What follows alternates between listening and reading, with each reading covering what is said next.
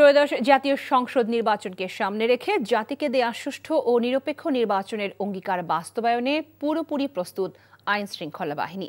যারা নির্বাচন বানচালের ঘোষণা দিচ্ছে তাদের বিরুদ্ধে কঠোর ব্যবস্থা নেওয়া হবে বলে জানিয়েছেন প্রধান নির্বাচন কমিশনার এএমএম নাসির উদ্দিন।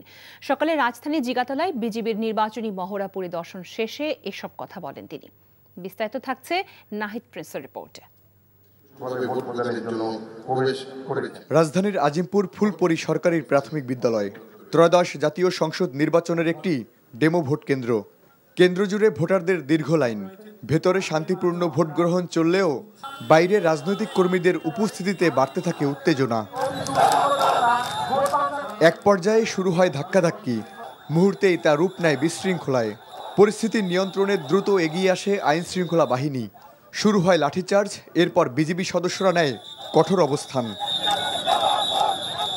এই পুরো পরিস্থিতি ছিল একটি প্রস্তুতিমূলক মহড়ার অংশ। আগামী নির্বাচনের প্রস্তুতি হিসেবে বর্ডার গার্ড বাংলাদেশ এই নির্বাচনী মহড়ার আয়োজন করে। মহড়ায় দেখানো হয় কিভাবে সংকট মুহূর্তে দ্রুত হস্তক্ষেপ করে ভোট কেন্দ্রের নিয়ন্ত্রণ পুনরুদ্ধার করবে বিজিবি এবং কিভাবে নিশ্চিত করবে সুষ্ঠু ভোটের পরিবেশ। মহড়া পরিদর্শনে এসে প্রধান নির্বাচন কমিশনার এএমএম নাসির উদ্দিন বলেন, ভোটের আগে পরিস্থিতি আরও উন্নতি হবে। আমাদের প্রত্যেকটা আইনশৃঙ্খলা বাহিনী যে কমিটেড এবং তাদের যে একটা বলবো যে প্রস্তুতি এবং তারা যে একটা দায়বদ্ধতা জায়গা থেকে তারা যাতে সঠিক দায়িত্বটা সঠিকভাবে পালন করতে পারে সেই জন্য তারা তাদের সদস্যদেরকে তারা তৈরি করছেন। নির্বাচন কমিশনার জানান, জাতীয় সংসদ নির্বাচনকে সামনে রেখে কমিশনের প্রস্তুতিমূলক কাজ প্রায় শেষ পর্যায়ে।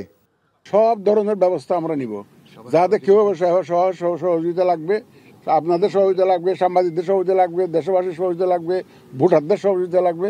সুতরাং সবাই মিলে এই ধরনের সিচুয়েশন, অনাকাঙ্ক্ষিত সিচুয়েশন আমরা প্রতিহত করব এবং ইনশাআল্লাহ অনাকাঙ্ক্ষিত সিচুয়েশন হবে না।